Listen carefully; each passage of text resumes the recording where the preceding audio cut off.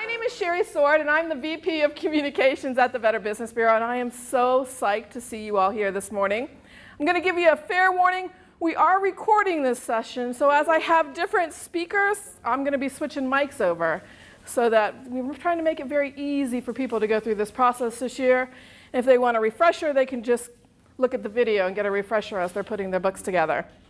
So bear with me as we make those switches. Couple of housekeeping things. The restrooms, if you need to use them, are the very last ones in the hallway. You're going to pass a set before you get to those very last ones, but those are the drug testing ones. So don't use those. Keep going to the end of the hall if you need to use the restroom. Feel free to get up and get any more coffee, any more food. It will not bother me at all.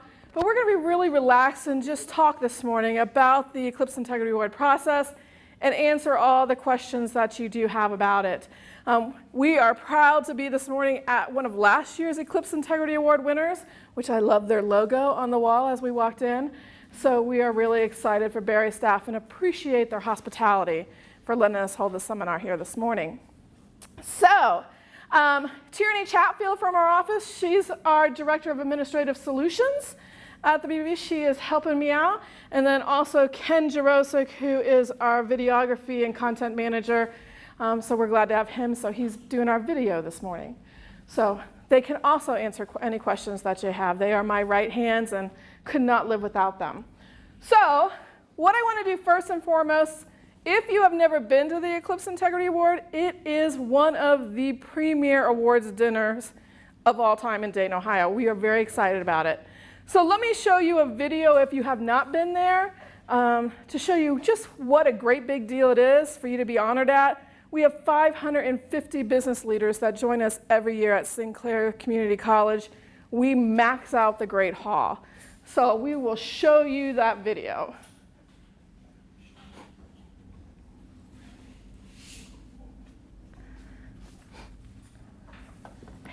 Being an Eclipse Award winner is a wonderful recognition, and I don't think that there's any recognition that's as meaningful as one that comes from your home community. When we won, it was just an absolutely incredible feeling. I must tell you that we've won a lot of different awards over the years.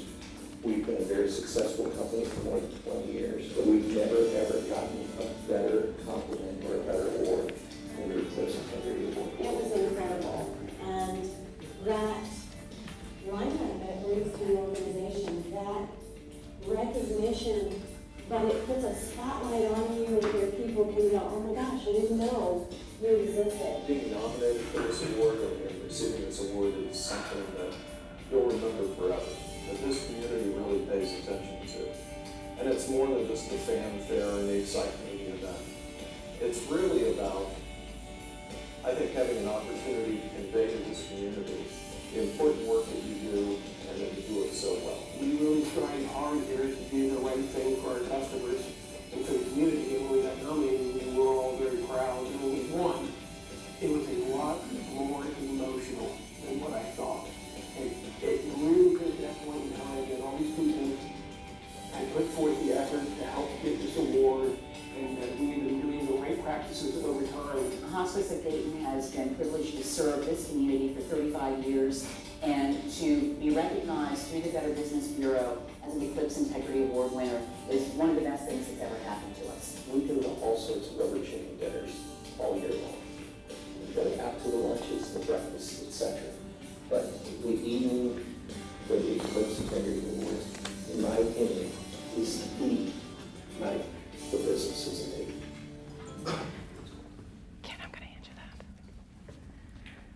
So it is a great event, and I'm excited to be here this morning because we are really starting the nomination information early. We're about 2 months earlier to help everybody have time to put their lovely binders together. Because as you can see, we're asking for a lot of information to show us the bomb that your companies are. So that's why we're starting a little bit earlier. So let me tell you a little bit about the awards themselves. And basically, this is how we define the Eclipse Integrity Award. You'll also see the definition in the guidelines that I passed out to you. Let me clarify, this year is a little different. This year, we've always had our business and nonprofit award guidelines the same. Well, this year we realized nonprofits really do things a little different. They have their own terms, their own jargon, their own pieces and parts, so to speak. So the guidelines for nonprofits are a little different. So we have brand new, newly engineered guidelines for nonprofits. So there's a business set of guidelines and there's a nonprofit set of guidelines. And I've handed each of you the right set of guidelines as you came in. So you'll see as we go through this presentation, if it's in blue, it's for everybody or for businesses. If it's in red, that's where it's a little bit different for nonprofits. So we'll talk about that. So if you see blue and red, that's the difference because things are a little bit different for nonprofits. But this is how we define the Eclipse Integrity Award for businesses. Basically, for businesses, we are looking at the company's leadership and the ethics in their leadership, as well as the ethics within their overall team. So you're going to have, for a business, 3 criteria to meet in each of those categories, leadership and for the organization. Nonprofits, you have 7 criteria to meet that are all related to how you operate with integrity. And we'll go through those a little bit more. What I suggest to people is as you go through and put this book together, and Andy, you can agree with me or how you did it, I suggest keeping this somewhere near where you're putting the book together. It will help you edit out what to put in the book and what not to put in the book. Because you'll find you get a lot of information together, and you're not going to fit into a 2-inch 3-ring binder. So what do you take out? What do you add in? And this is a good definition of what you're going to keep and what you're not going to keep. So for businesses, I suggest printing this and keeping it somewhere near where you're putting the book together. For nonprofits, this is the definition for the Nonprofit Award. And this is what we're looking at for you guys. Again, it's a great piece to keep near where you're putting that book together to help you edit and figure out what you're going to include and not include, and make sure you're covering the points. So that's there for you as well. So great pieces to keep close. I've heard several companies have done that, and it's been very helpful for them. So I like to share that with everyone. So next, I do want to have Pete from DP&L come up and talk to you a little bit. They have been a long-time principal sponsor of the Better Business Bureau, and we are excited to have them on board. But I want to have him share his perspective of the awards. Hi, good morning, everyone. As Sherry mentioned, I'm from Dayton Power Light Company, Pete Bodiger. The BBB has been a really long-time supporter of the Better Business Bureau. We've been a supporter of this event since the mid-90s as a principal sponsor. And then from my perspective, I've been on the committee for this award since probably about 2008. So I've seen a lot of the events, met with a lot of the people that were either nominees or finalists or winners.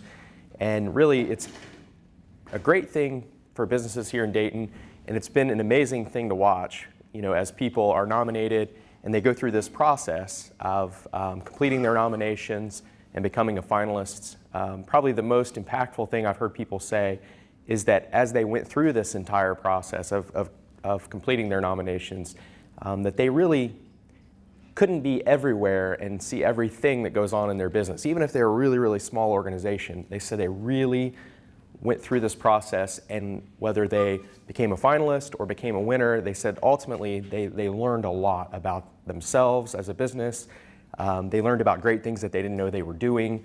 They just said the whole process just was transformative for their business. And then not only that, but just the process of becoming a finalist or even a winner, just as something that they really felt was something they held in high regard and just really took value of. So it's really a great event. I really encourage all of you to, if nominated, to complete a nomination.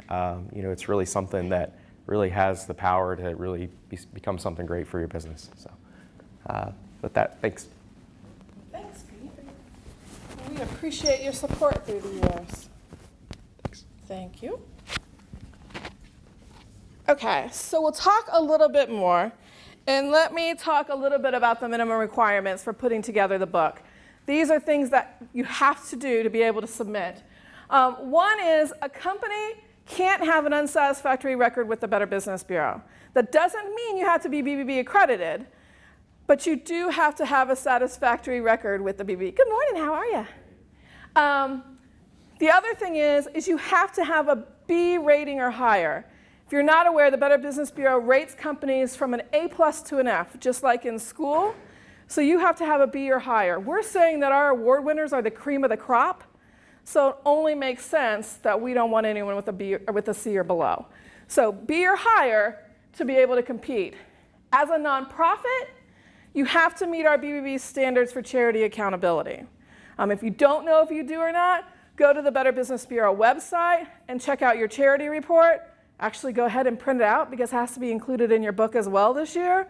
So that way you know you meet standards. The nice thing is if we don't have a charity report on your charity, you have plenty of time to get that evaluation done so that we can do that for you as well. But we do need to know that you meet standards. Again, we're saying you're the cream of the crop when you're a finalist or a winner for this award. So you have to go through and do that. If you have any questions about it, you can just contact Judy Newell at our office. She's the bomb. You'll love her. She's been very helpful, and she'll help you out with that. But again, you don't have to be accredited. You don't have to be a charity seal holder, which a seal holder actually goes through and pays an annual dues to be able to use our logo and get all the resources that the Better Business Bureau has. None of that's a requirement. So don't let that hold you back.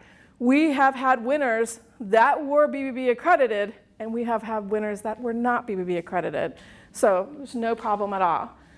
The other thing is the organization must be meeting its financial obligations. So you want to be transparent about that as you're going through your book. The organization also must do business in the BBB service area. Basically, we cover the entire Miami Valley. It's the typical map for the Miami Valley that we cover. So you have to be within that service area. You also have to have been in existence for 18 months. We're saying that you didn't just open your doors and ta-da, I'm great, but tomorrow not so much. We want to see that tenure that you've been great over that 18 months. So you have to show that. We've already talked about the accreditation. The other thing is if you have had any major lawsuits, I need you to be transparent about that. Now let's be honest, I know doing business, we all at times have lawsuits. We have those unhappy customers that are, it's really hard to make, the customers from hell, right? We've all had those.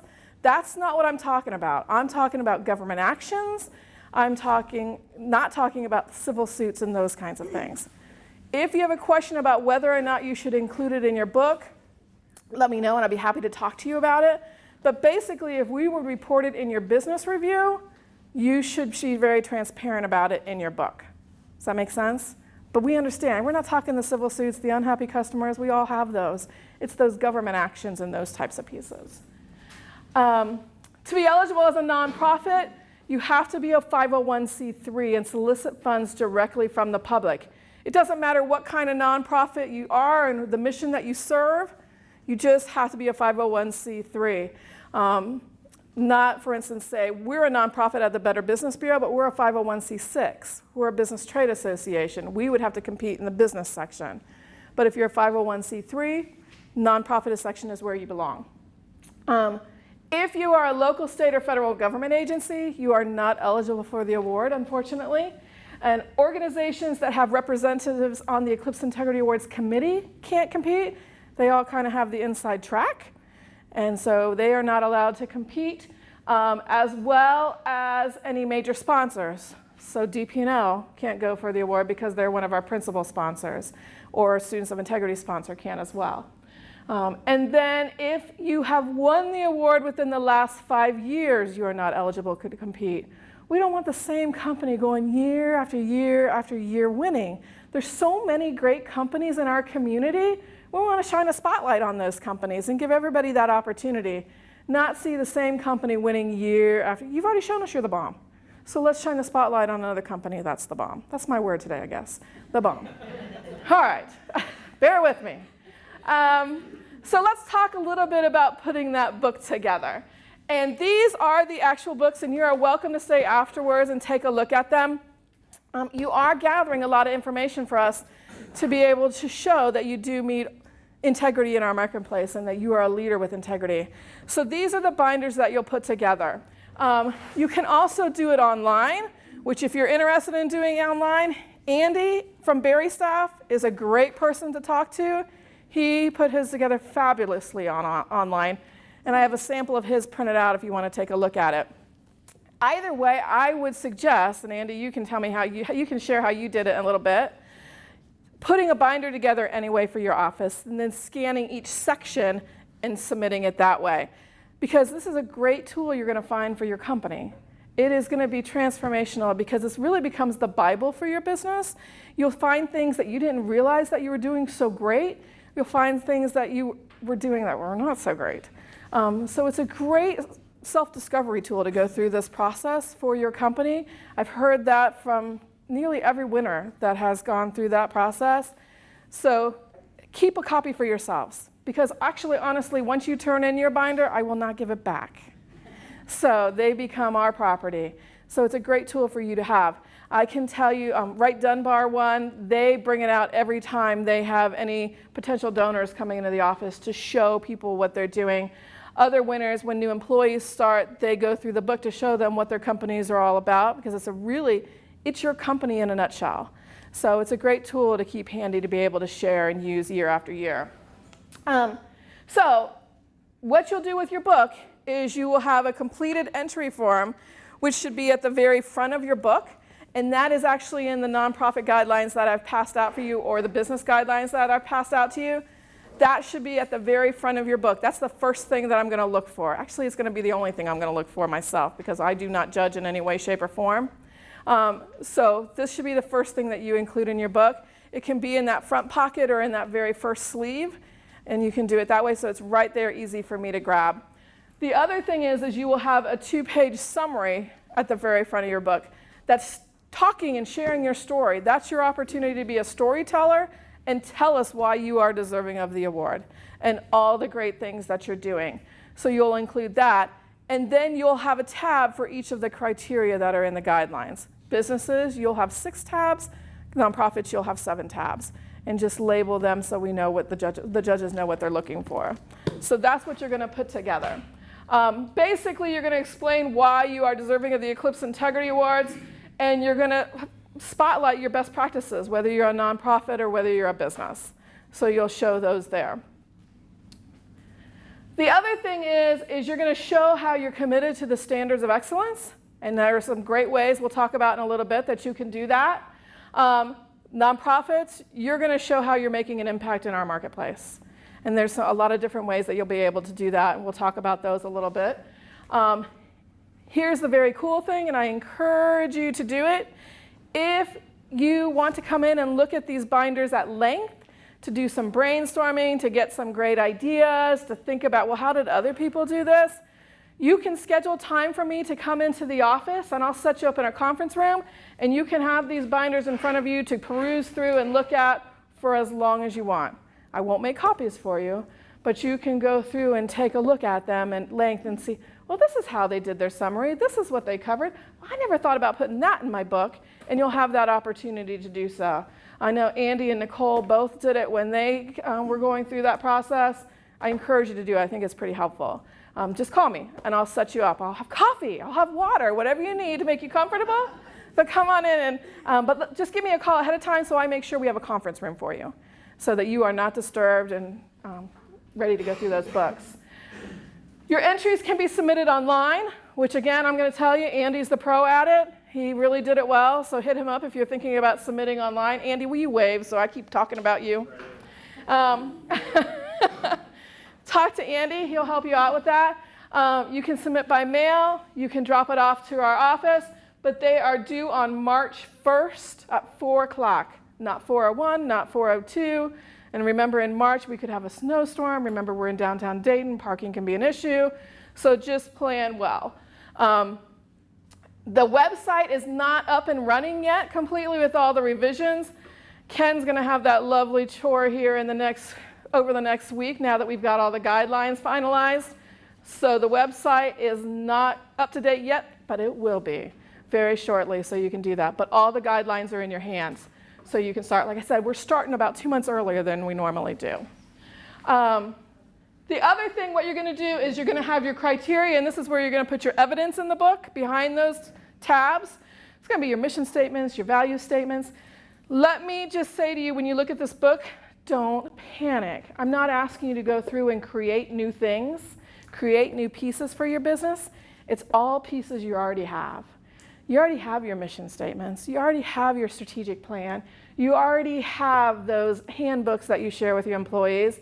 You have your training schedules. Include those in. It's just putting it all in one place in a cohesive way. So you don't go out and reinvent the wheel. You already have all the pieces and parts to put this book together. It's just organizing it. You may want to go out and get a couple of letters of testimonial, get some input from your staff, but you've got the majority of it. So don't panic when you look at this 2-inch 3-ring binder and go, are you kidding me? It's really not as bad, Nicole. It's not as bad, but it can look very daunting when you're putting it together. And it's going to take time. It's going to take time. I will not lie. The other thing I'm going to need you to include is a flash drive or a disk with your logo.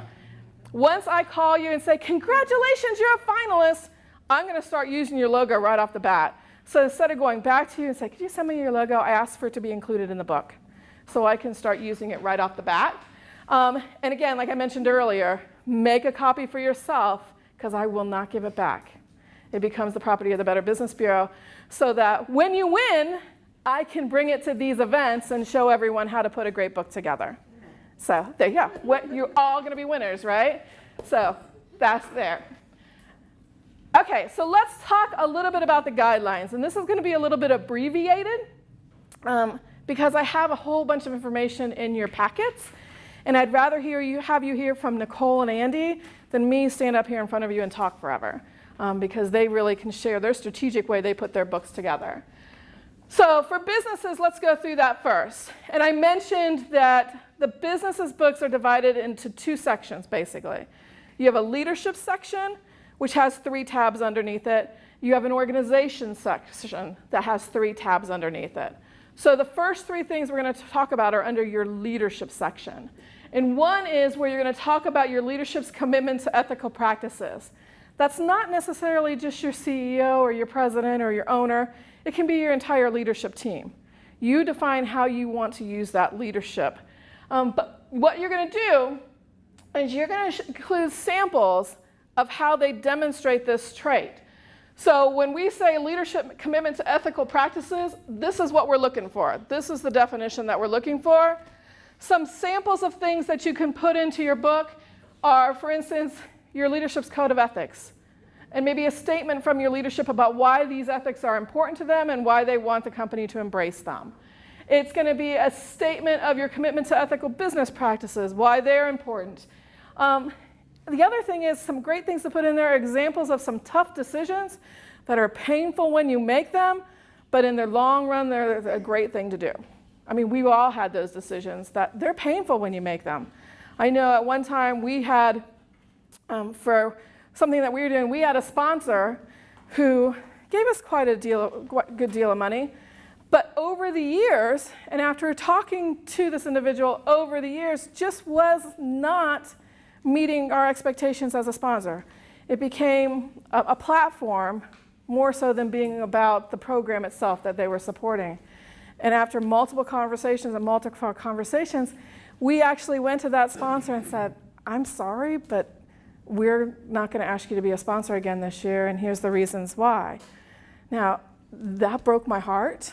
You all know we're all out there trying to get those same dollars to fund our programs, and to say no is difficult. But in the long run, it was the right thing for us to do. The community commented on it.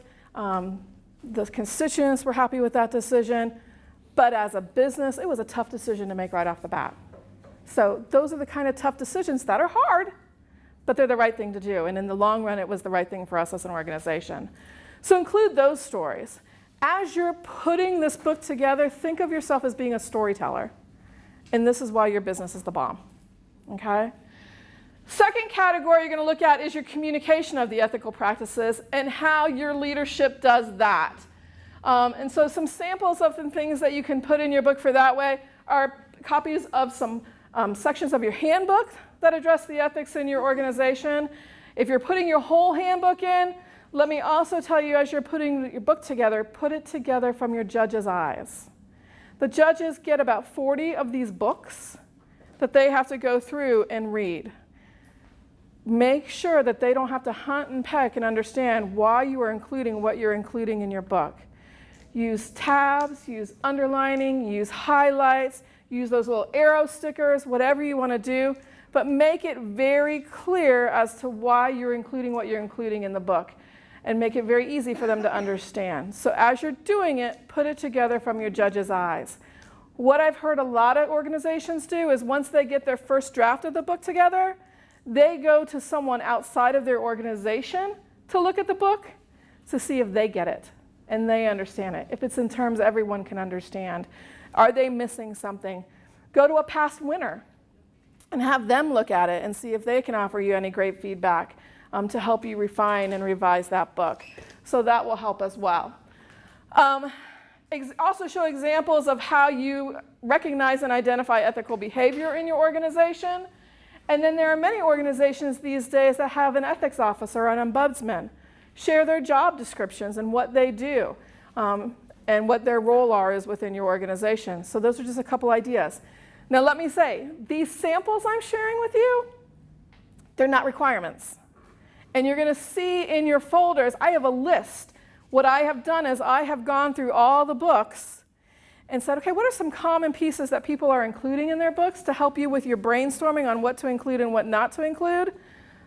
Those are just examples of things that you can include in your book. You may have some even better things to include in your book. You may not have some of those things. That's okay. Just demonstrate those pieces and parts that reflect these values that we're looking for in your company. Okay, but none of these are requirements. They're what's right for your business. And you may have some even better things to include in your book. Does that make sense? Okay. As the other third section for the leadership is how you unify the organization around what you do and who you are. So again, this is where you're going to put your company statements in it, your vision statement, your core values, your vision statement, and share that information there. Maybe you have some compensation factors that you unify your employees around, maybe to help with sales, maybe to help with program enrollment, whatever it may be, include that in here. And any employee benefits or workplace practices that help with that employee relations. Do you have a holiday party? Do you have a contest every year? Whatever it may be, what do you do to build your team up and help with family in that family life? So then the second section starts with your organizational commitment to management practices. And again, the value is defined there for you. Some things to include in here are your strategic plan and the process of how you get there. Do you do it every year, every other year, 5 years? What is it? Any steps that you take to avoid injury in the workplace. You know, what guidelines do you meet for OSHA? Those types of things, include that in there. And then examples of how innovation is rewarded or how it's inspired. If you've ever been, for instance, a great example that I always think of when I think of that, have you ever been in McGowan Brabender's office? They actually have a board in their office where their team is encouraged to write down what they think the next best idea is going to be. And they build many of their next best ideas off of some of those ideas that their team writes on this board. It's the very coolest thing. If you ever get a chance to go in the building and see it, it's a cool concept. But that's what they're doing with that board. It is literally on their wall, and they're encouraged at any time to write down what they think the next best idea is going to be for the company. And many of those next best ideas come from that. So the second thing under the organizational section is your human resources practices. And so you can talk about your hiring practices that you help to continue your culture within your organization. Another cool practice was alternate health solutions. For instance, they told the story of when they hire, the person stays on the job for the first 2-3 weeks, and then they actually sit down with the CEO and that new employee talk about how it's going. Do they feel like it's a good fit? And if they don't feel like it's a good fit, that CEO says, hey, I get it. It doesn't work. It's not a good fit for you. Here is some compensation for us to part ways. And we understand it's not always a great fit when you start a new job. But that helps to ensure that his culture is what he wants it to be, and incentivizes that person to go on and find that right fit for them. So it's a different kind of practice that's not done in every company.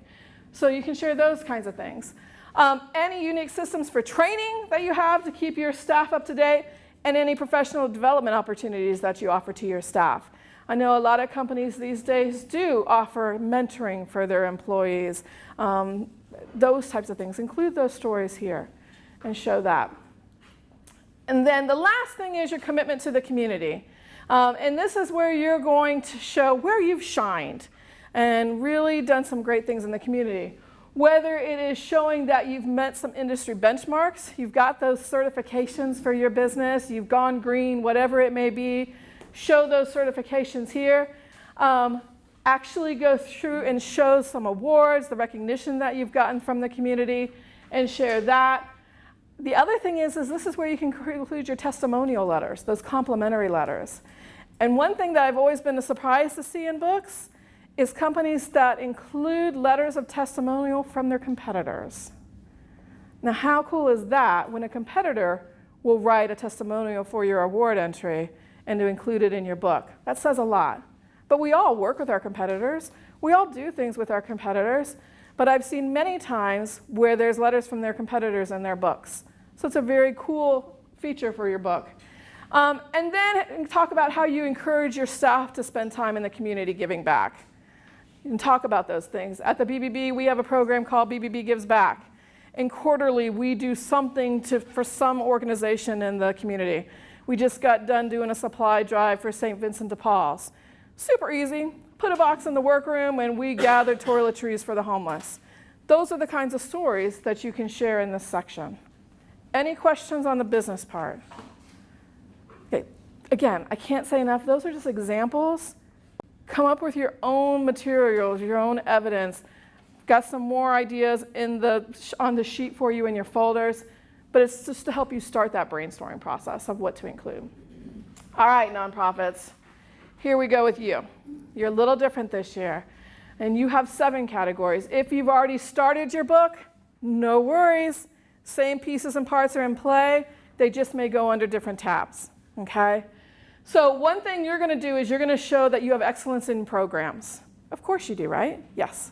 All of those previous slides that you just went through, are those for us as well? Or is Those are business. Those are only business. Okay. Those so are only. From this point forward, it's all on. Yep. The red on your flyer are you. The only, okay. Yep.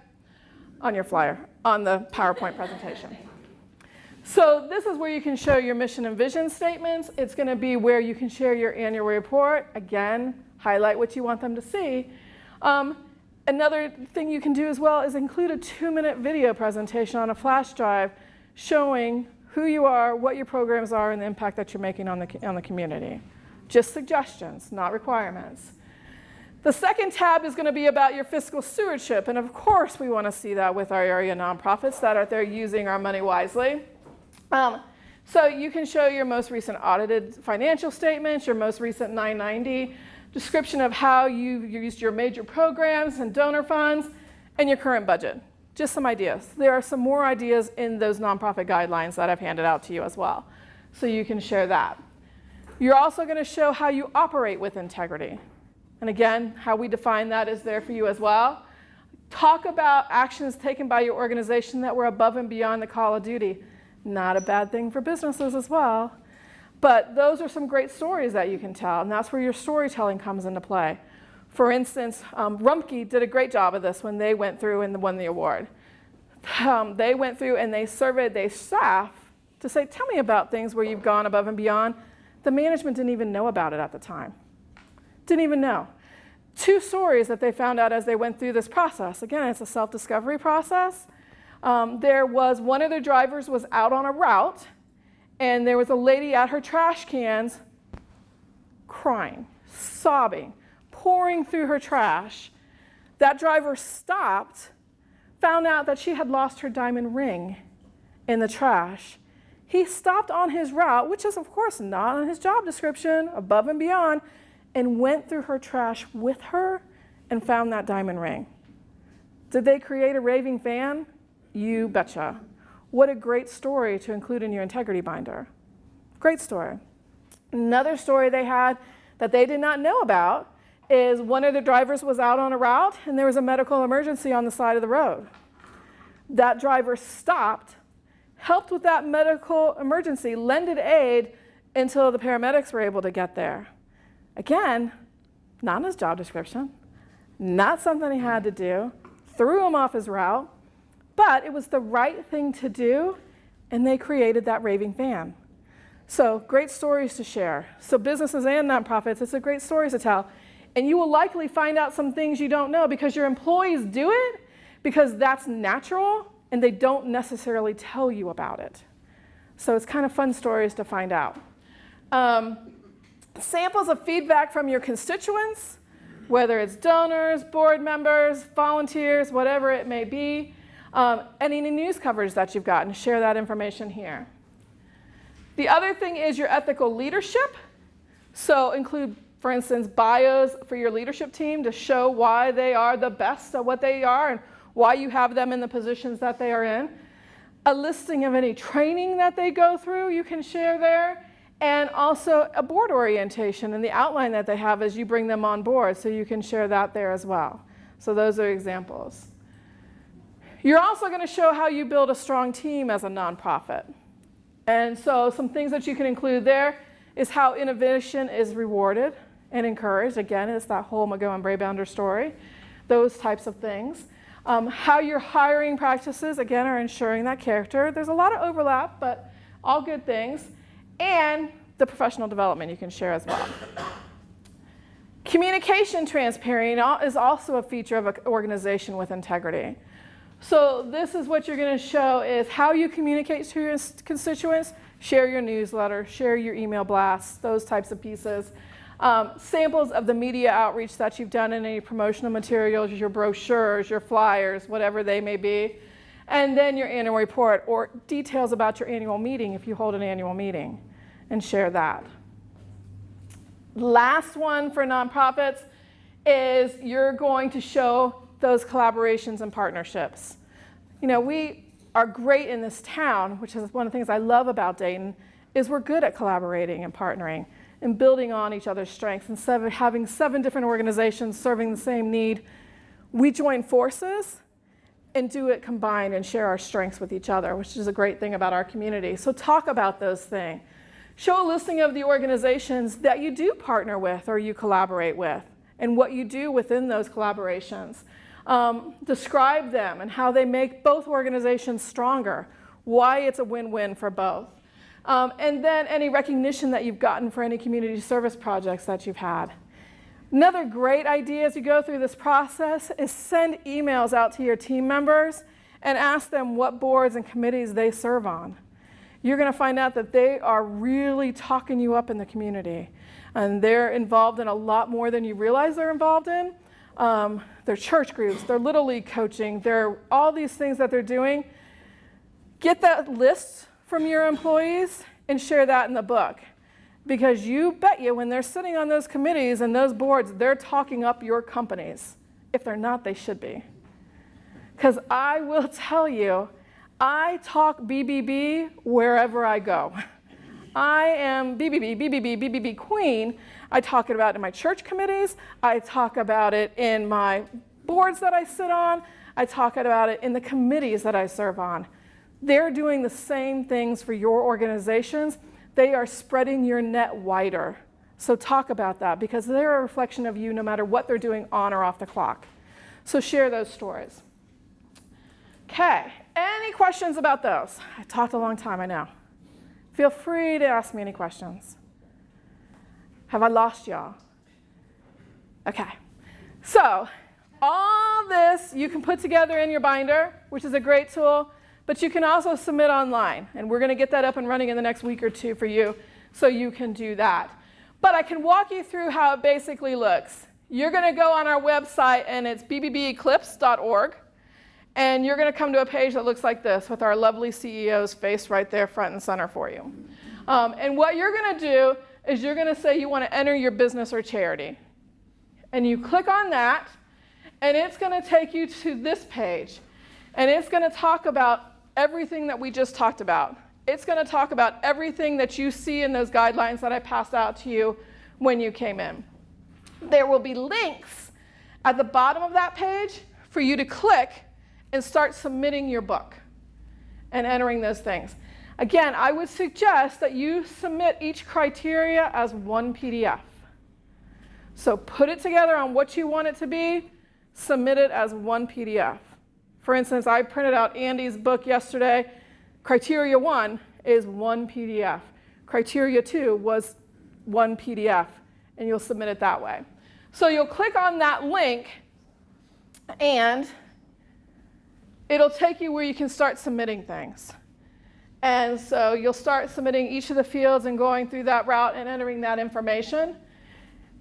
And then it's going to go through each criteria. And you're going to see the criteria, the description of what we're looking for with the values, and down here is where you can submit.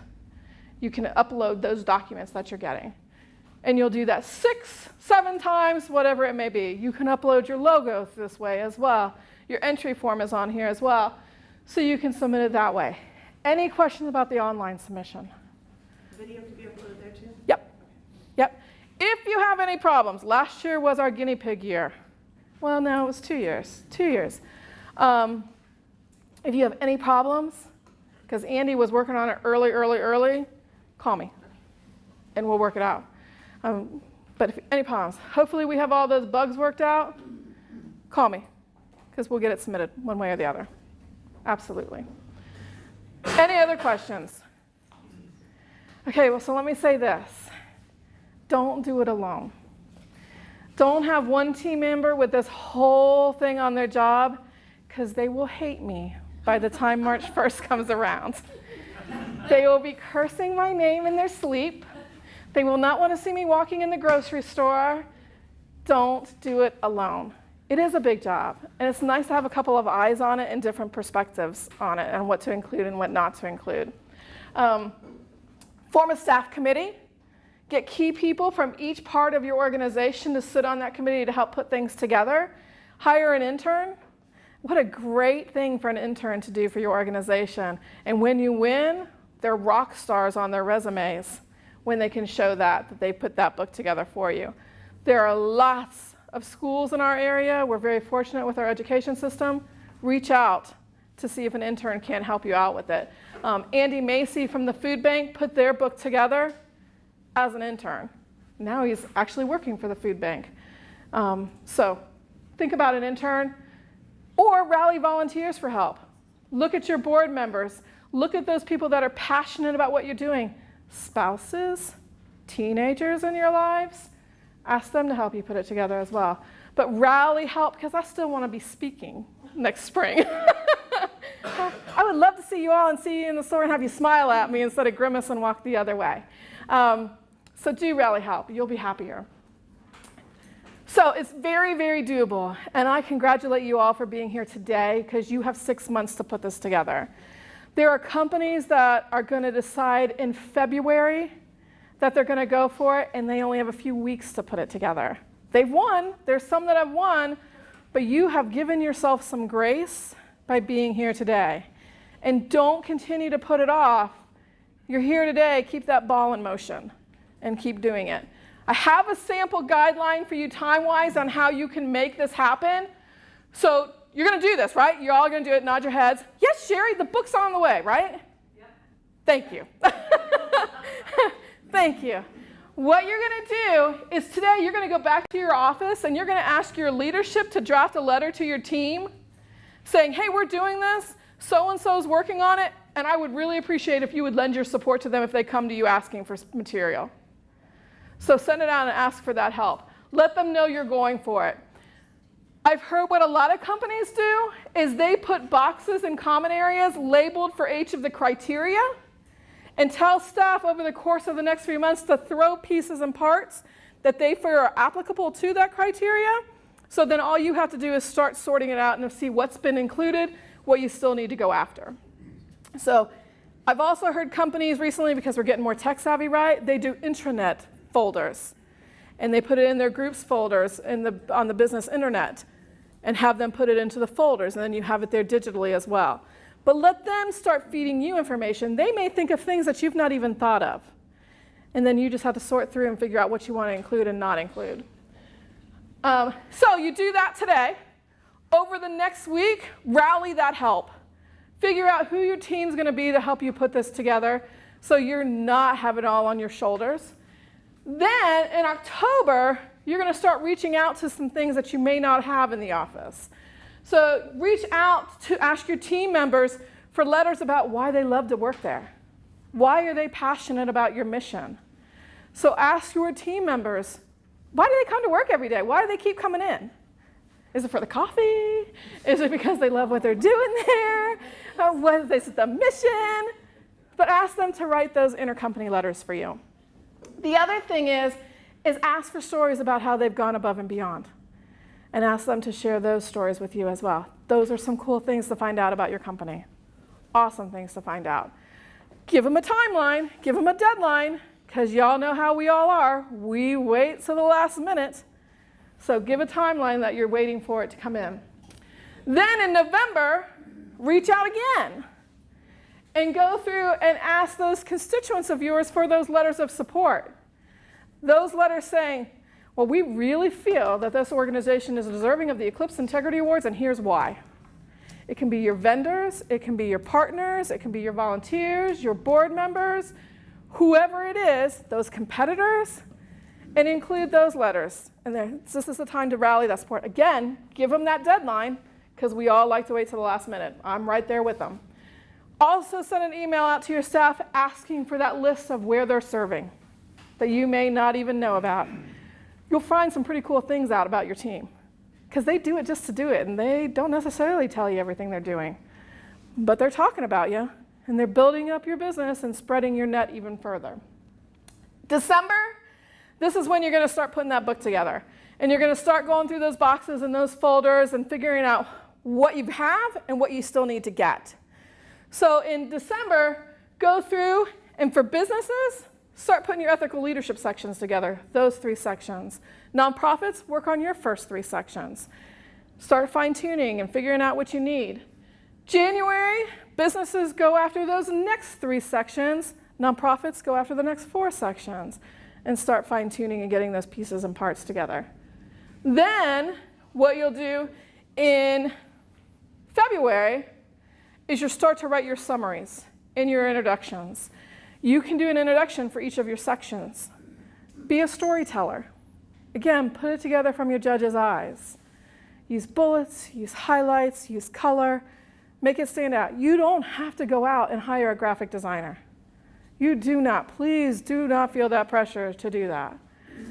But tell your story and make it very clear to the judges why you have included the things you want. Review, fine-tune. March 1st, bring that book to us. Done. Not so much. So what you've done, you've turned your book in. It's like turning over a baby. It's stressful. So it is. People don't want to turn those books over because it's like, oh, I put so much work into this book. But you'll bring that baby to me and drop it off.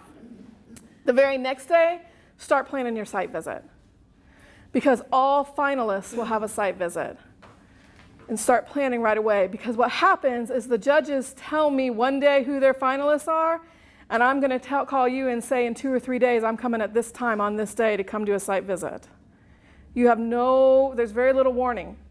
So if you're going to go through and put this binder together, start thinking your site visit and how you're going to do that.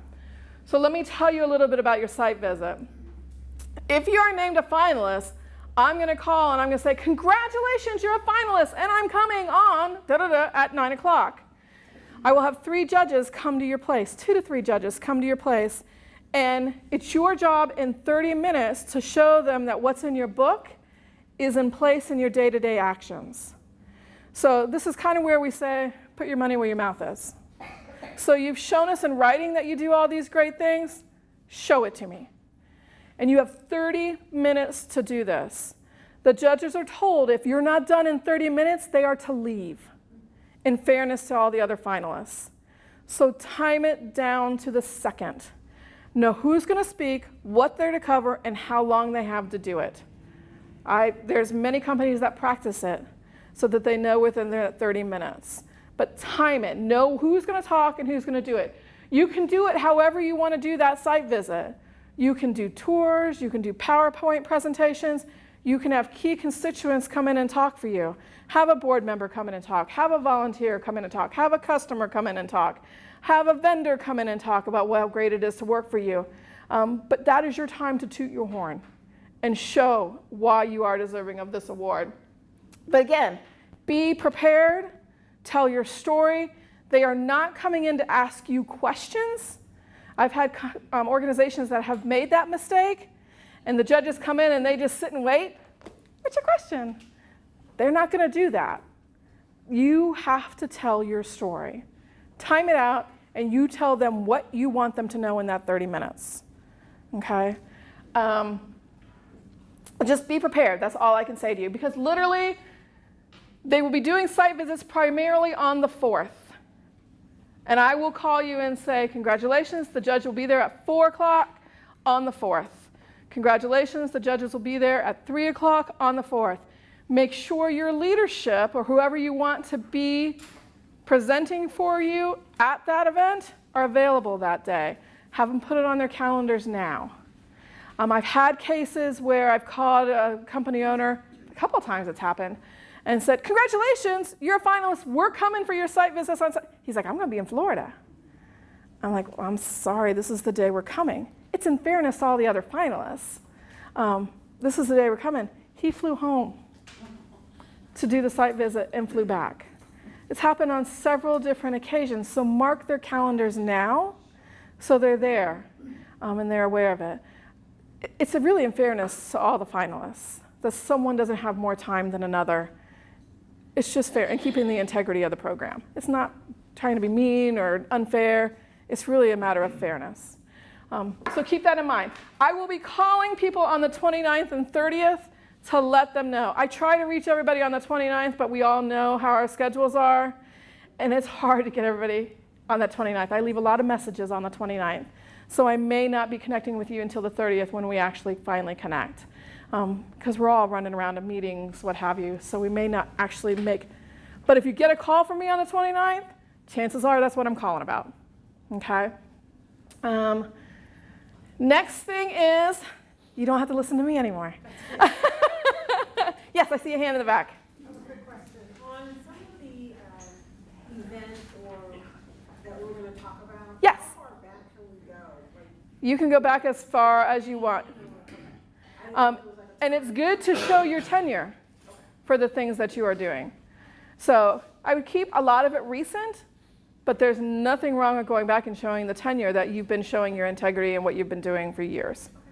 Absolutely. Any other questions? Yes? Sure, I have a question. Yeah. So, we're a boutique firm, meaning we're a very, very small business. Yep. So, is there minimum criteria for staff size or things like that? What happens, I'll talk about this too a little bit, is it's divided up to number of employees, the categories are.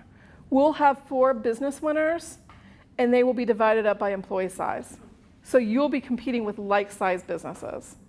So yeah, same criteria, just like-sized businesses. Okay. Does that make sense? And you choose what's going to represent you well as far as the samples that you include, because you are going to have different things as a small firm than a bigger firm like Teradata would have. So just choose the right pieces to represent your company. Is there a range of? I can't tell you that because I used to go through and say, okay, 1 to 5 are going to be small, 6 to 9 are going to be medium. And I used to do that. And it just ended up, we weren't competing apples to apples when I got all the books in. So now what happens is when the books come in, I go through and find out where those natural breaks are so that people are competing apples to apples. You would think it would work by presetting it. It just didn't. So I can't tell you right off the bat. I can tell you typically like the small firms in the last years were like 1 to 5, 1 to 6 employees. Then there was like 9 to 15, 15 to 99, and 99 and above is how it broke down. It will be somewhere within that range, but I can't promise you where that will be right now. But that's typically where it will be. If you look on our website, there's a list of past winners that show how the breakdown has been over the course of the years. That might give you a good feel too on where those breaks are. Yes? Is it?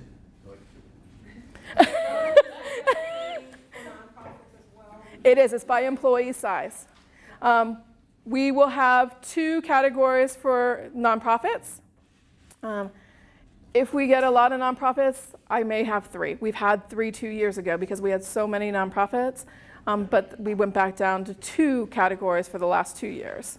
So there's a potential for 3, but there will be 2. Let me also say that if the judges feel that there are no businesses worthy of the award in a category after they go through and doing the judging, they may eliminate a category.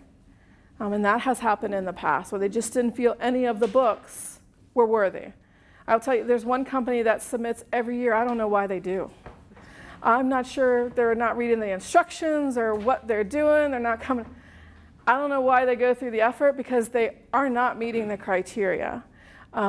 So in that case, there's been a category eliminated because there just wasn't anyone in that category worthy of the award. We're looking for the best of the best. Does that help? Niels, I'm sorry.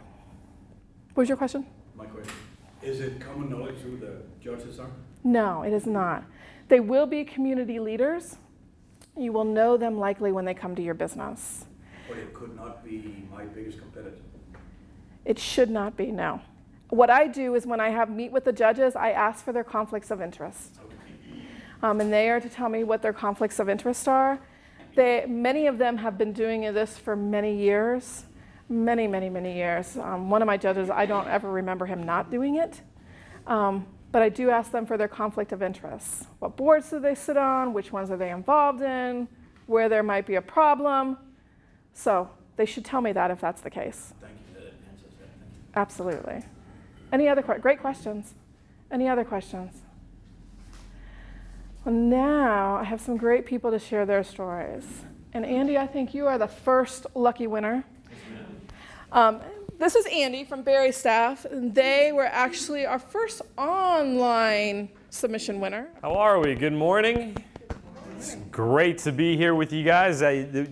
You're in our office. I had a real long commute to get here this morning, so my desk is like through those doors. So we competed last year. To answer your question about the size of the business, we have roughly 20 employees, and we fell into the medium size category. That was last year. All right.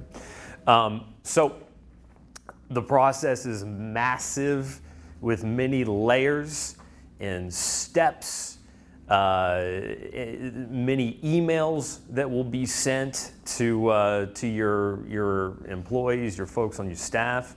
What I can tell you just personally is that the process was rewarding from the standpoint of every business, every organization has history.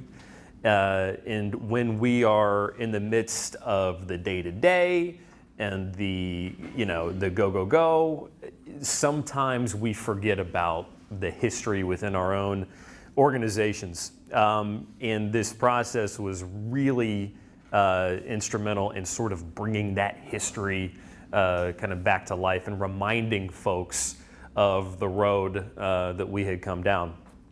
So, and by the way, if there are any questions, just shout them out,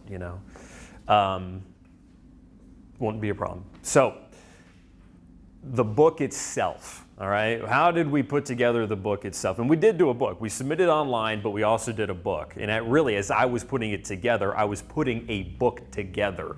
It wasn't until, we got to the final stages where I scanned everything and then finally submitted online. We decided to do that, by the way, is because we do a lot with multimedia stuff. We do a lot with social media. We had a lot of videos that we wanted to make sure that we incorporated. We had clients on camera, so to speak. We had employees on camera that we would share throughout the year on social media. So there was some of that stuff that really we felt like would play really well and just perfectly just happened to illustrate all the things that we were going for, So that's why we decided to submit online. But, I just started, I had a checklist like what you guys have at the front of your folders, and I was just, crossing those things off, one by one. You're putting together a binder, and if you don't have something, you print off a placeholder and you put that in its place, So as time goes on, you're removing those placeholders and you're replacing them with actual content. couple things. You guys are in good shape, good standing right now because you're getting on this thing so darn early. That's, I did the same thing, and it sort of alleviated a little bit of the pressure. I was able to make phone calls to past winners. I was able to meet with them. Hey, what'd you guys do? Here's what I've got so far. What are your thoughts? Well, you could include this, or do you have that? I would be, as you enter this process, I would be pretty ready to be transparent. Open up your books. Open up, I'll give you a for instance. One of the things we do here, we're a staffing company, so we wanted to illustrate how employee safety was important to us, right? We've got over 400 people out there right now working at over 100 different companies throughout the area, and we wanted to illustrate that we try to put a high priority, a high prize on employee safety. So we started, we showed all of the incident numbers, and there weren't many, thank God, right? But if there was something that happened, we said, hey, look, here's what it was, but here's where it fits into the grand scheme and the context of things. And that was a little like, are we sharing too much? It felt like you're laying yourself a little bit bare. You're kind of putting yourself out there. But we felt like it was necessary. We felt like that proved our point and where we were coming from ultimately. So there are two different phases to this thing. There's the book itself, and then there's the site visit, which Sherry had talked about. And the site visit, that was a funny process. That was, it was weird. It was, so here's how the site visit worked. It was based like, we heard all the same stuff. You got to have it timed down to the second. You got 30 minutes. If you go 31, they're going to walk out on you, all this stuff.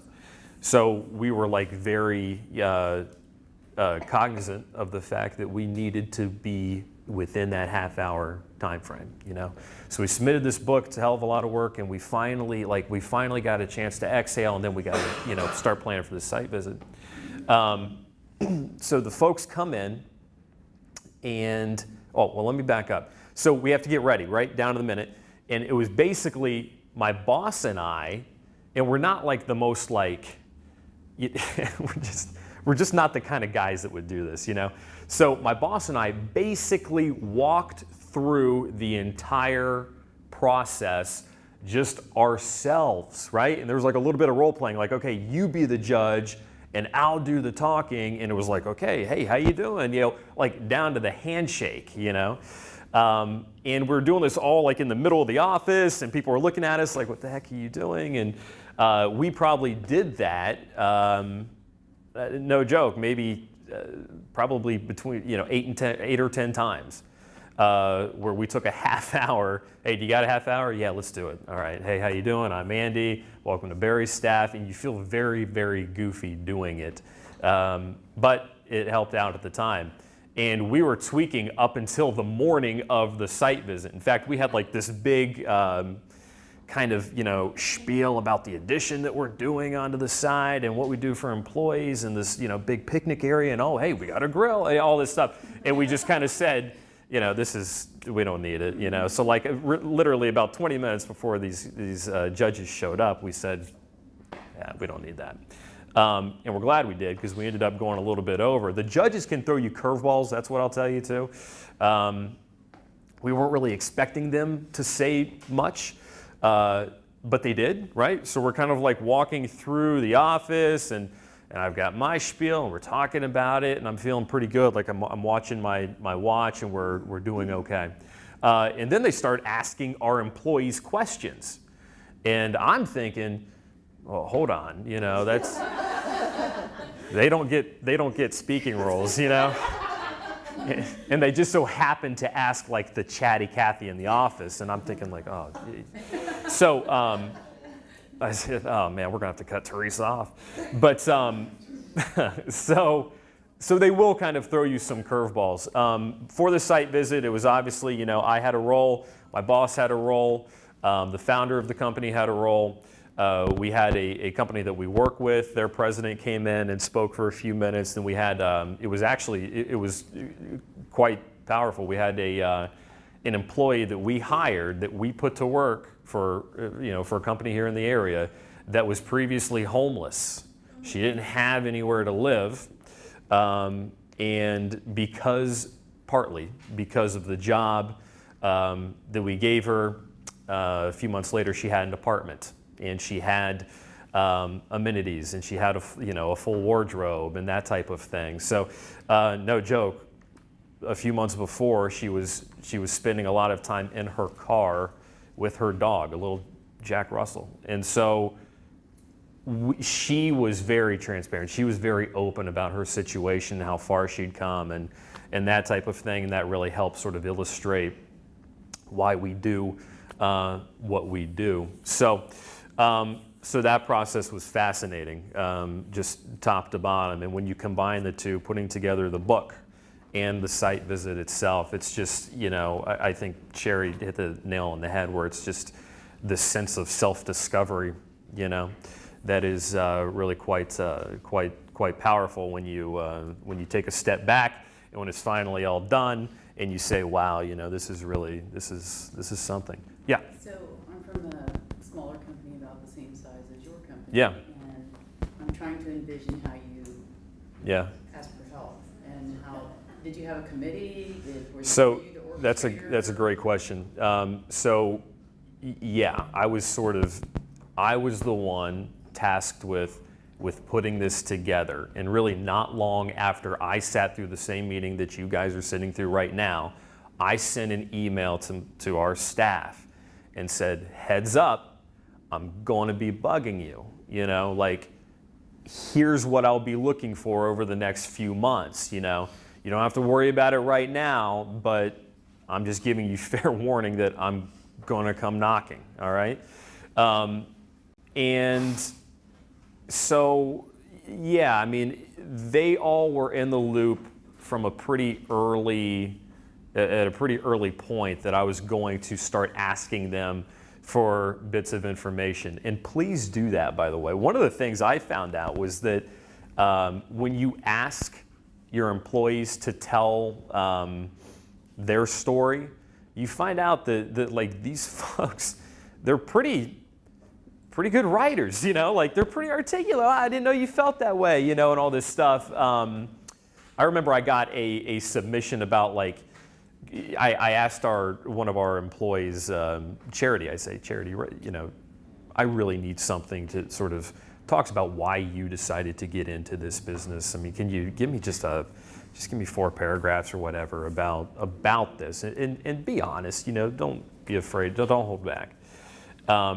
She gave me this submission that was just beautiful, and I'm like, God, Charity, I didn't know you could, like, man, I asked the founder of our company, I said, hey, Pam, why don't you, kind of walk me through how you guys started this business, and give me like a warts and all type of thing, be real honest about this.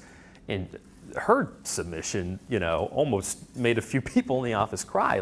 There are some folks that you have on your staff right now that will be an incredible asset as you move forward. There's no doubt about it. But you did the compilation of everything. Correct. And as I was doing that, when putting together the book, I was very cognizant of the fact that I wanted it to, and Sherry mentioned this, I wanted it to be a story. I didn't want it to just be a textbook or a scrapbook or whatnot. I wanted it to be I wanted it to sort of, have these little vignettes, in the book itself. And if we were sharing data, that we included a text box that explained how the data related to the requirements that they were asking for in the book. So the submission is over here on the very end. As you're looking at it, or if you decided to look at it, you're not going to just come to a page where it's just a bunch of numbers and data, or it's just kind of like, what is this? You know, hopefully as you're going through and as you're putting the book together, you know, you're not going to put in a page that a judge would look at and ask, what is this? You know, if there's data, explain it. Even if there's not data, explain why what you're including, how it fits in to the requirement that is being asked of from the BBB. Will you share real quickly why it's benefited your business?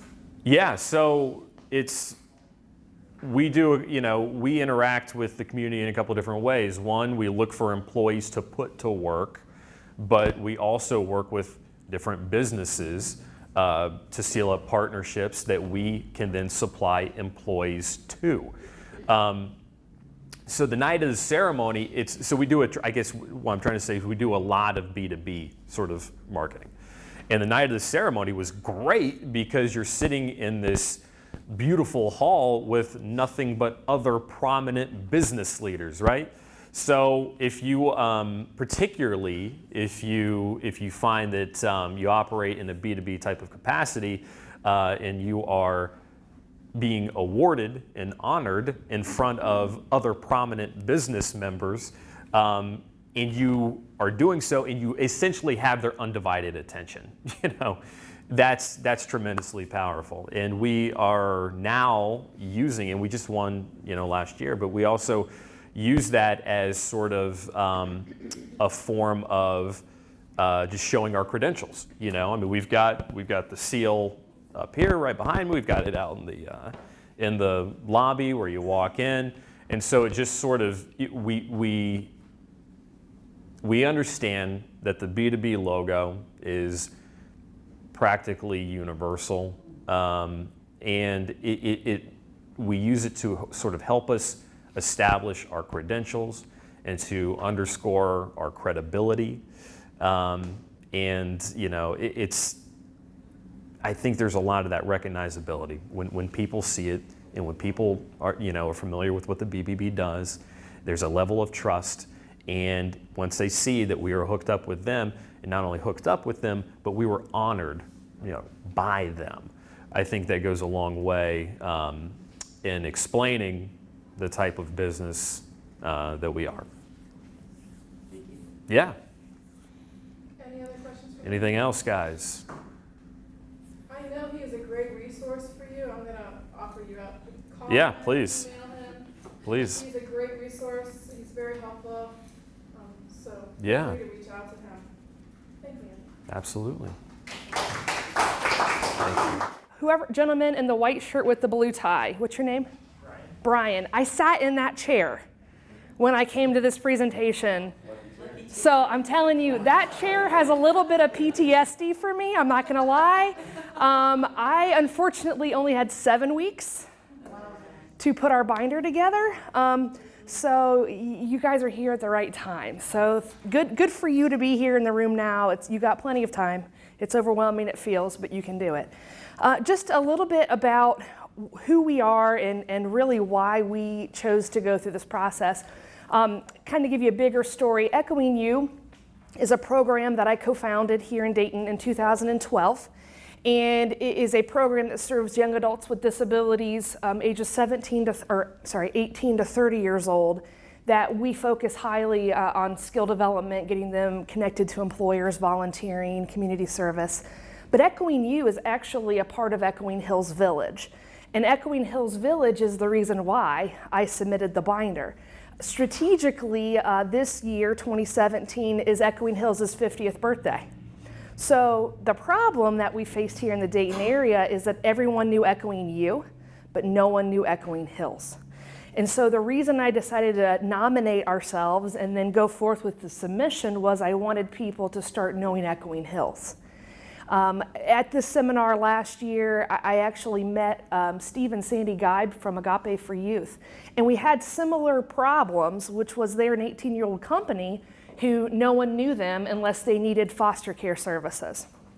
Well, I was in a similar boat. Nobody knew Echoing Hills unless you needed disability services. So I was really trying to hopefully get at least to be a finalist, so to put Echoing Hills' name out there, really to get some publicity.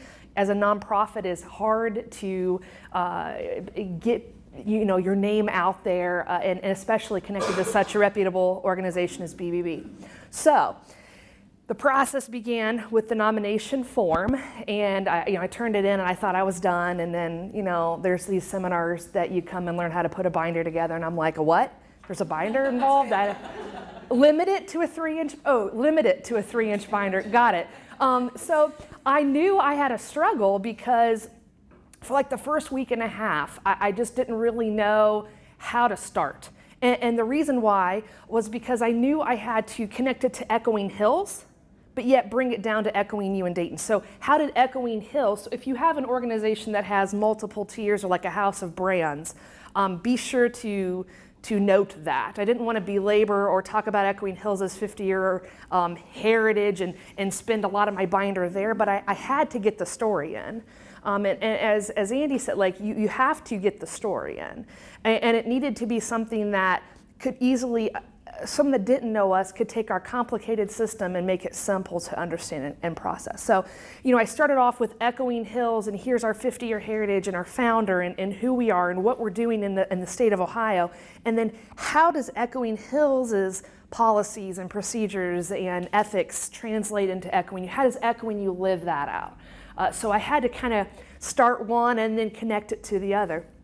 So that really began the process of kind of putting this world into a binder. My binder is up here, so please look at it.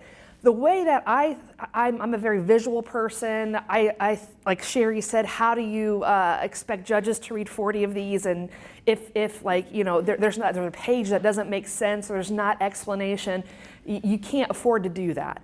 And so you don't want them to get lost. You don't want them to read the sentence that you didn't want them to read and miss the sentence that you do want them to read. And so the approach we took was, after we rewrote it 5 times, which I'll tell you, don't do that. I mean, you do it to a point, but then don't do it because you'll go crazy. If you email me or connect with me, I have a funny photo that I'll send you that literally is my office, and there's just paper and people's shoes, because my staff are kicked off shoes, Indian style, sitting there. We had stacks, and then you find something that's a better, this is a better example. Oh, actually, have you thought about this? So you can go crazy, but you can also, it's kind of this continuous improvement as this process takes place. It's really cool. So as we put this binder together, the format we did was each tab we made a 1-page summary. That 1-page summary, if you didn't read anything in the tab, the summary would have it. And it was very like table of contents, kind of bullet pointed. And then each page that followed, the page, we put like the VH1 pop-up video, like bubble on each page that kind of said, did you know that Echoing You and Echoing Hills? And it just sort of brought the attention down. I did go, like Sherry said, and sat down and went through previous winners' binders. That was extremely helpful. Please take them up on that offer. They did give me coffee, so she is true to her word. And I actually went twice and just really looked through them. And then I did have a past winner who didn't know anything about our program look at my binder and say, does this make sense to you? And they had some good feedback. And so that really kind of helped us fill some gaps, or rather answer some questions. So all those things that Sherry's talking about, please do them. It only helps you. We did solicit our staff to help provide insight and thoughts. Now, the problem with that too is you want to make sure it goes in the direction of the story, and you have to have like a master architect of the binder. If you don't, then it doesn't connect. And so you really want to make sure you have someone's mind or eye over what the final product you want it to look like. So that was me. And we kind of kept coming up with different sectors. I know for nonprofit, our sort of, in my mind, what was the most powerful piece was the commitment to the community and how that section shaped up. And the other one that was really interesting as well was when you had to talk about a hard decision you made as a business. We actually, one of our competitors was the beneficiary of that bad decision, not bad, hard. that now is a partnership. So bad maybe if you were looking at it at the time, better now that we're out of it. But at the time, we were really struggling with doing employment services for the individuals that we serve. You know, if we're building the skills, my background comes from the county board, and we did job placement services and things there. Why wouldn't we want to build the skill with these young people and then connect them to employers? But that's a whole separate billable system. And at that time, if we take that on, then does it take away from the competency of who we are? And we decided it did. And so Capabilities, which is another organization who serves people with disabilities, said, we're really not a good skill development program, we're great at employment. And I said, hey, this is perfect. So we made the strategic decision to not do it, partner with Capabilities. So Capabilities actually wrote a letter in our binder that talked about how Echoing Hills made this decision, it benefited us, and now we work with Echoing Hills and they're great. And so we got to put that in our binder. So those things and those times you'll come across as you look for gaps or as you get soliciting businesses to write something, you're gonna get those little pieces that really are kind of little, I don't know, historical benchmarks as you go through and you kind of reminisce about those times. How it's changed our business, or rather what the impact of winning the award has been. So because it's our 50th anniversary, what better year to win the award than our 50th anniversary? The publicity that we got through BBB, being in the room with all the businesses, now being a part of some of the committees with the BBB and the networking that now has come forth from it, it's invaluable. You know, when you win the award, I'll talk about the tour when we became a fight list, because that's a whole other thing. But when we won the award, you know, you're sitting there, and of course, we're the last one. I'm just going to give you, this is TMI. We're sitting there, you know, and we're the last category to be called that night. You know, so I'm like, oh, you know, how's it time yet? Oh, and then they finally call your name. And then you just get punched in the gut. And then you're like, I have to walk now upstairs and not fall. And then I have to say something, and I wrote something, but I don't know what I said. It was one of those sort of surreal experiences. But you come back as you're bringing this trophy back, and you're looking around at your tables of people. You know, we had family members there. We had my boss or CEO was there. We had my program director, some of our staff. We had a couple tables of just seeing their faces, like this was a victory, you know. And it's validation of the work you guys know you're doing. And it's so fun when somebody else says you're great. You know, it just is. It feels really good when someone says you're great. So, and you know, from that, we've had doors open, we've had contacts open, we've had partnerships open. People want to do business with you because you are the best, and that's very true. So back to this tour.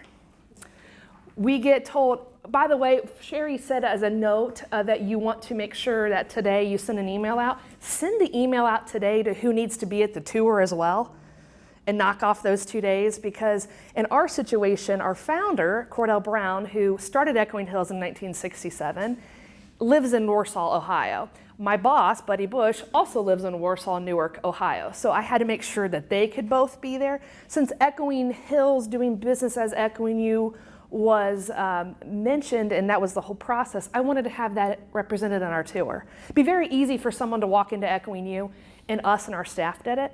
I wanted to say 0 words. Yes, that's exactly how I felt. I did not. I did not want to say a word. That was my goal. I said, if I could get by with this tour and not say a word, I've done my job. And so the way we crafted the tour was we had one of our individuals, Rachel, who attends Echoing You. She was the tour guide. So how we broke it out was she met the judges at the door. We were all there in the lobby, and then actually Cordell and Buddy Bush were in the conference room already. They never were out there. So I introduced myself because I had to kind of keep an eye on the clock. So Rachel took them into a room, and in that room was some of our parents. I wanted people to tell us, not me. So our parents sat there. We showed them a quick 4-minute Echoing Hills video, which should, you know, make sense if you have any sort of video that we didn't do the electronic submission, so we didn't have the luxury of using that video in that submission. So just if you don't do that, you can still use your media in your tour. So the video played, the parents talked. Here's why we chose Echoing You. Here's what Echoing You's meant to our child. Here's what we've seen their growth and over time. They went from there to another room where I had my staff, and they had our curriculum, our programming, our schedules, all of our volunteer stuff, and it was just like a nice visual room. And they sat down and talked about Echoing You was founded because there wasn't a service for people in this sector, and we decided to create our own curriculum. We wrote our own curriculum. We've copyrighted our own curriculum. Echoing You, we literally wrote it from nothing. And here's what this does and how this is connected to Echoing Hills' mission. Echoing You is the embodiment of Echoing Hills in these ways. 50-year-old program, brand new, relevant today. And here's how that looks. Then they got up, so we actually physically moved them, because if you just sit for a long time, it is hard to focus. So we physically moved them to the next room, which was our founder and our CEO. And Cordell said, 67 years ago, my parents bought me a piece of land for $500, and I wanted to start a Christian summer camp for kids like me because I had a disability and I can't go to typical camps. And then I said, why don't we live together? Why don't we work together? And then Echoing Hills has grown. And Cordell just sat there and shared his story. Then the judges derailed us, because then they started asking questions, and then I was like, they need to leave. But you know, they were really close, but they were really wanting to dig in a little bit, and they were like, we've not seen anything like this. Like, how do we not know you existed? I'm like, that's why we're here, you know, why we're doing this process. So it's just been invaluable, honestly, this process. And then it also helped us with our rebranding. Echoing Hills is going through a full rebrand. What a better case statement to highlight what we need to focus on, or what our actual areas of strength are as the process of rebranding and relaunching our organization. So strategically, selfishly, I entered this past year because I wanted the chance to connect it with the 50th. If you are going through a growing organization, or you're at the place where you need there's a reason you're here, right? So if there's a reason that now's the time, it was a great platform for all of that. So any questions, thoughts? If you want that picture of me in my office with paper everywhere, if it's like in a few weeks from now when you're in that spot, if you just need a little pick-me-up, shoot me an email and I'll send that to you. I love it. Again, she's a great resource for you. Call her, email you. She's fun to get to know. Both of these, I love working with both these people, so please, please reach out to them. They're more than willing to help you. Okay, I am getting down to the wire.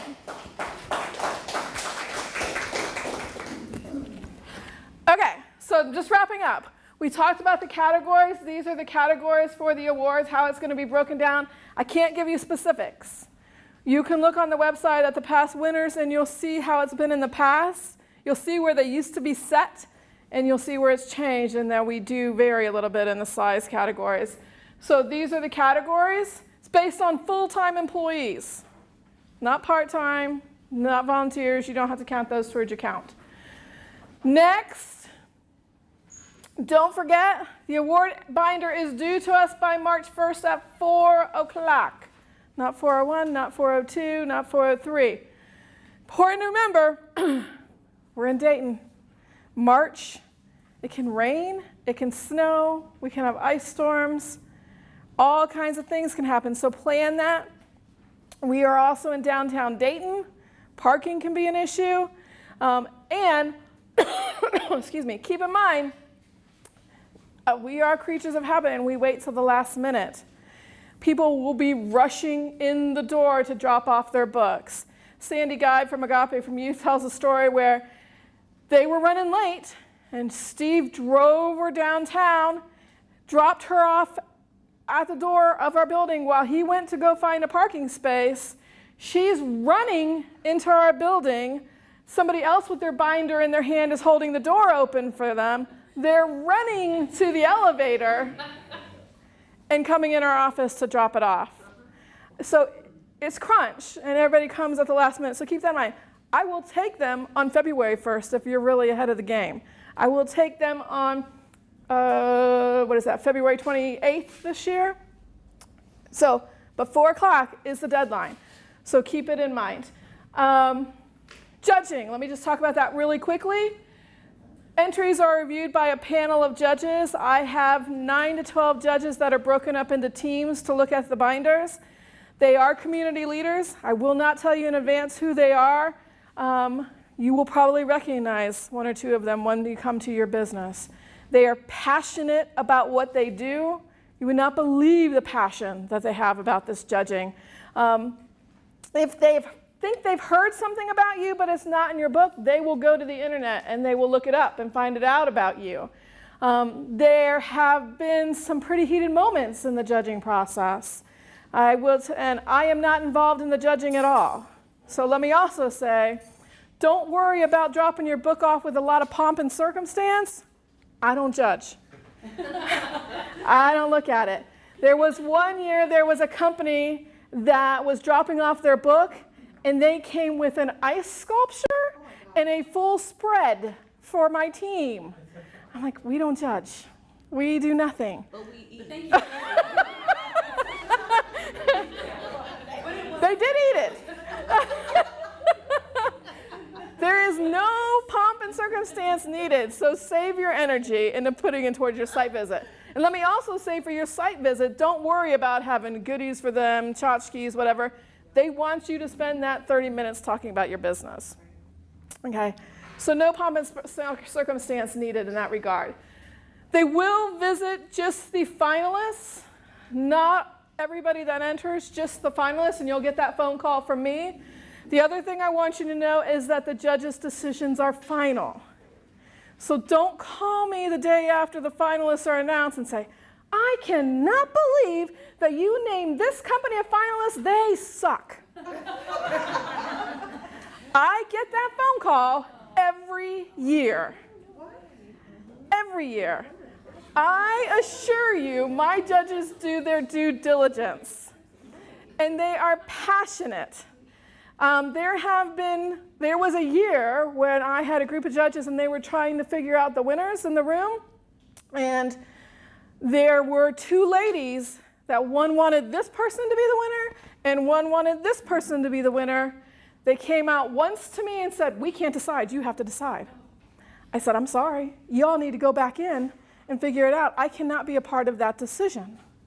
So they went back in for another 45 minutes. And all of a sudden, they came back out at me, red-faced and angry. Said, Sherry, we cannot come to a decision. You have to make this decision. I said, nope. Y'all have to go back in and make this decision. At this point, we were worried about fists being thrown because they were extremely passionate. I mean, that's how these judges are. They came out to me a third time. We can't make the decision. I said, go back in. I cannot, for the integrity of Ward, be a part of that decision. You two need to work it out. So they're passionate, and I assure you they do their due diligence. And they are community leaders. They've heard of your businesses, I'm sure. The other thing I mentioned is they can choose not to issue an award if there's no one that they feel is worthy. So that's to keep in mind. If you want to review past winners, I'm your girl. Call me, email me. I will set you up in a conference room. Coffee, water, I will make you comfortable. You will not be disturbed. Please come in. I would love to see all of you in the office and come through and look at the books. Yes? Is there a winner for each category? There is. Okay, so And I have each of their books here with me today. One winner. one for small, one for the big? Yep, one winner. The benefits of winning, these lovely people have talked about it a little bit. It's 550 business leaders in the room, and you're being spotlighted.